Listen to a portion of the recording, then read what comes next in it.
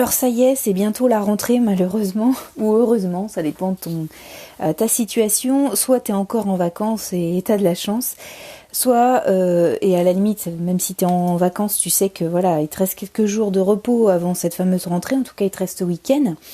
Soit t'as déjà repris et tu sais que la vraie rentrée avec tout le monde qui reprend sa voiture, tout le monde qui repart au travail, c'est vraiment mardi ou lundi.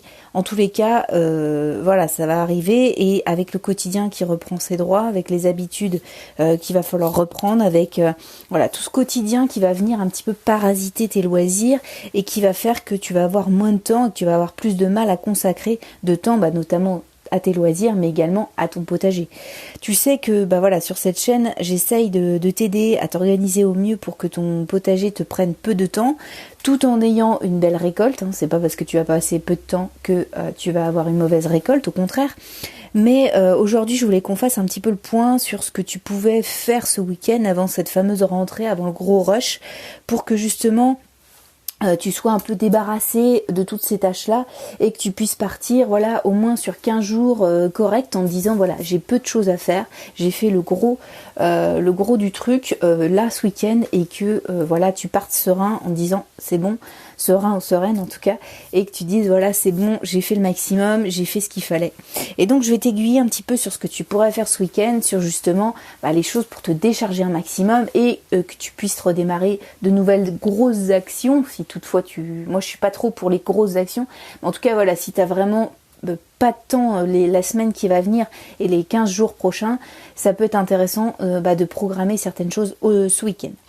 Donc la première des choses, écoute, c'est la plus basique, c'est essaie de ne rien perdre. Là, j'ai vu un peu sur des groupes Facebook de jardinage, j'ai vu un petit peu même autour de moi, dans mes proches, les gens sont envahis de légumes et si c'est ton cas, vraiment essaye de préparer au maximum tes surgelés, tes bocaux, voilà, donne s'il faut vraiment, mais concrètement le but c'est que dimanche soir ou lundi soir, si vraiment tu reprends pas le travail lundi, que tu le reprends que mardi, vraiment de faire en sorte que à la fin de ce week-end, tous tes bocaux soient quasiment prêts ou en tout cas une grosse quantité de choses soit prêt et que tu aies quasiment plus de stock en fait, parce que tu sais que dans ton jardin tu vas avoir encore une autre production qui va se programmer la semaine prochaine, mais tu n'auras pas du tout le temps de stocker, tu n'auras pas du tout le temps de préparer, parce que c'est ça qu'il faut se dire, c'est que les légumes c'est super, mais il faut aussi avoir le temps de les cuisiner correctement, il faut avoir le temps de les consommer correctement, et parfois voilà, on n'a pas le temps de faire une salade de tomates, on n'a pas le temps de faire une sauce tomate, on n'a pas le temps de faire des tomates farcies,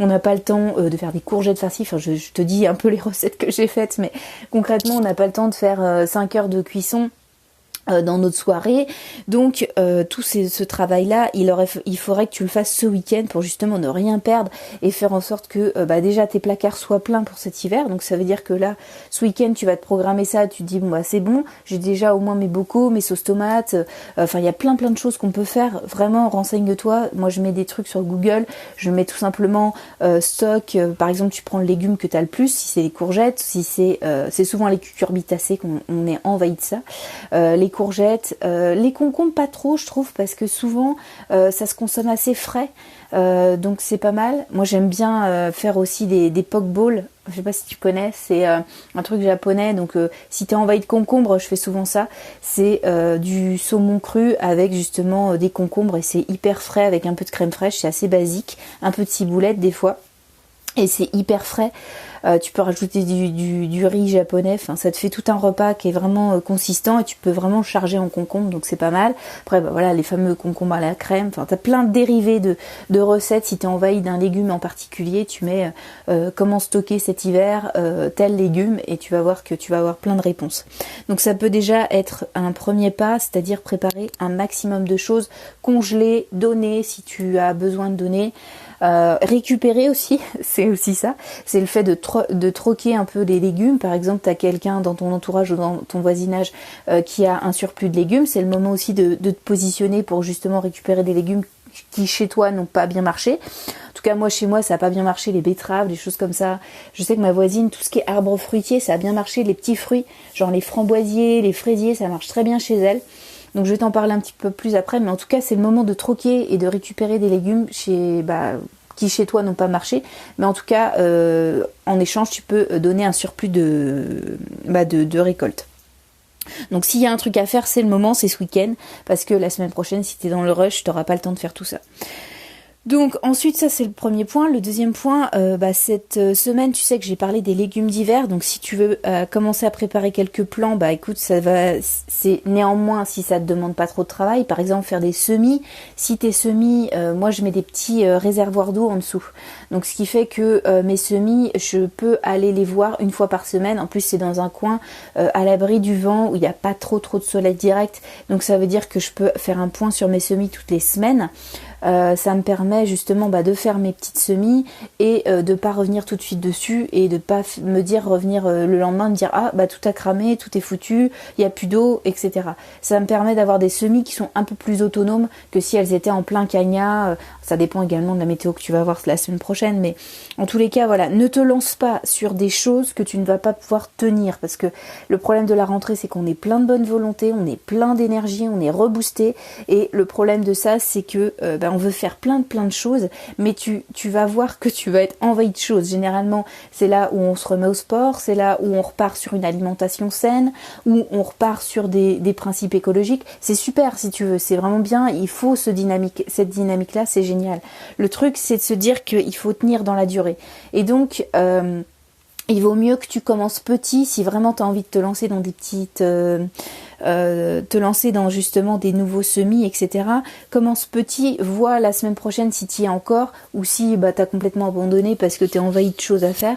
Mais voilà, moi j'essaye de faire des choses le plus autonome possible pour justement avoir le moins de travail possible et que ça soit facile pour moi, parce que on se charge suffisamment dans notre emploi du temps et le but c'est pas d'en mettre de plus en plus.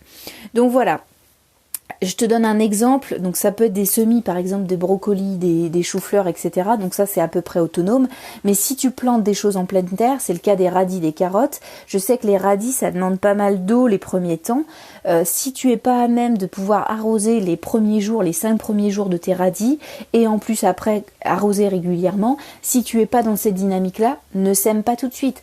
Attends de voir dans 15 jours, tu te seras familiarisé avec ton quotidien, tu auras repris le chemin du travail, tu auras repris le chemin de ton quotidien, et donc au final tu vas pouvoir te dire là non j'ai pas le temps, là j'ai le temps, tu verras plus clair. Là on va dire que t'es dans l'enthousiasme, t'es dans l'énergie, on va voir dans 15 jours où t'en es, et à ce moment-là tu pourras semer tes radis si toutefois t'en as vraiment envie. Mais en tout cas, sache que déjà les radis tu peux les semer jusqu'à octobre, donc t'es pas en retard, mais ne va pas te rajouter des choses en plus, ne va pas te remettre des choses en plus là maintenant, et te rajouter du travail pour la semaine prochaine si toutefois tu n'as plus de temps, quoi. Donc voilà, ça c'était un de mes conseils. Ensuite, on peut déjà anticiper certaines choses, mais en tous les cas, récupérer des éléments. En tout cas, moi, c'est mon cas. Par exemple, si tu as de l'outillage à récupérer, par exemple, t'as prêté, t'as loué. Souvent, on prête pas mal aux proches et on perd un peu de vue l'outillage qu'on a prêté. Donc, c'est aussi l'occasion de te dire que l'automne va arriver assez rapidement. Donc, ça peut être intéressant d'essayer de récupérer les choses avant la rentrée, avant que les gens eux-mêmes soient chargés au niveau emploi du temps et que tu n'arrives pas à caser les gens.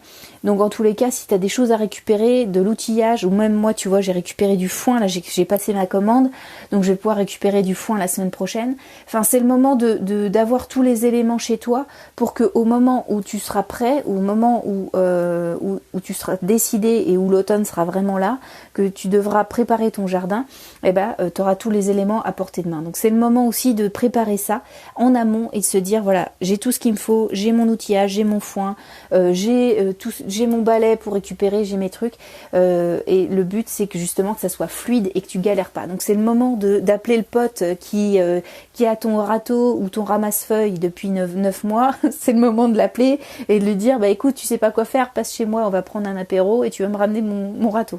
Donc voilà, ça c'est l'occasion juste avant la rentrée, en sachant que tout le monde va repartir sur les chapeaux de roue après, quoi.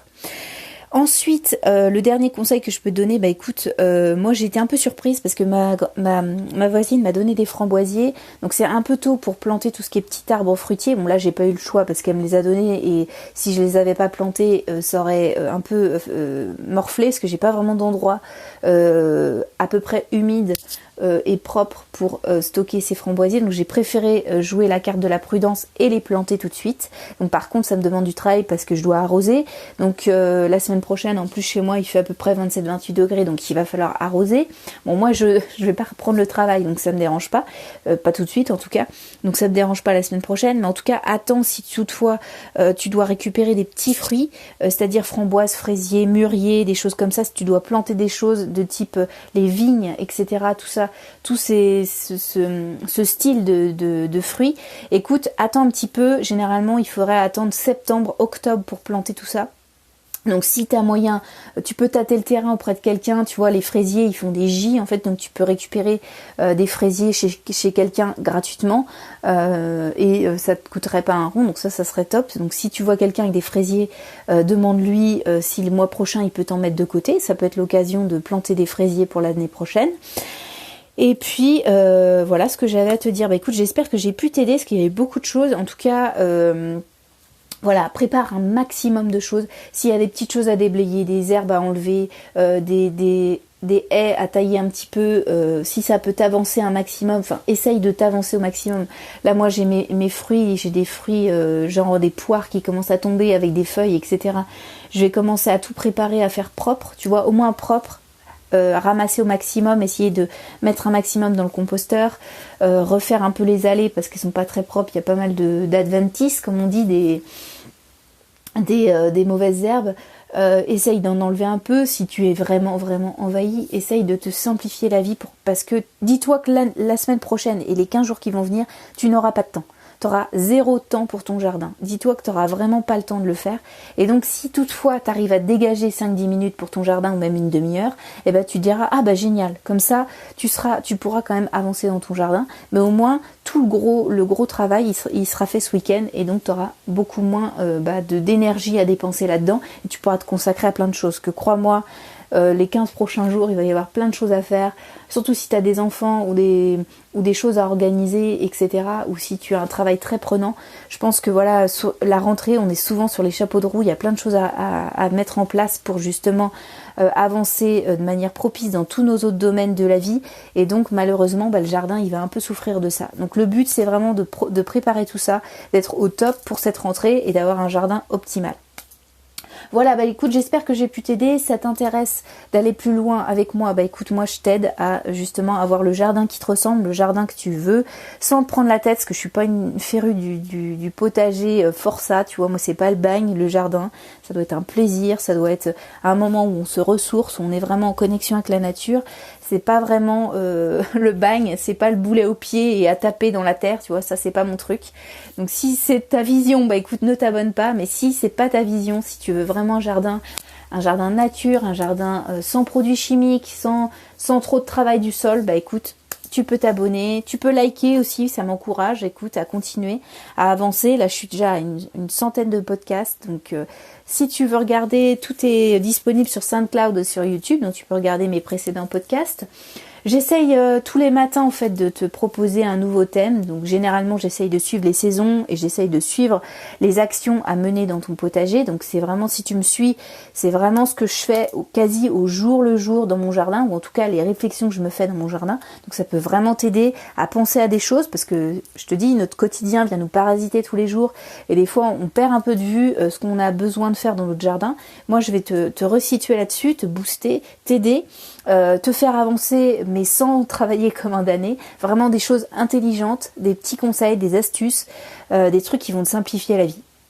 Si ça t'intéresse, tu t'abonnes, et puis moi je te retrouve demain avec un nouveau podcast. Allez, à demain, salut!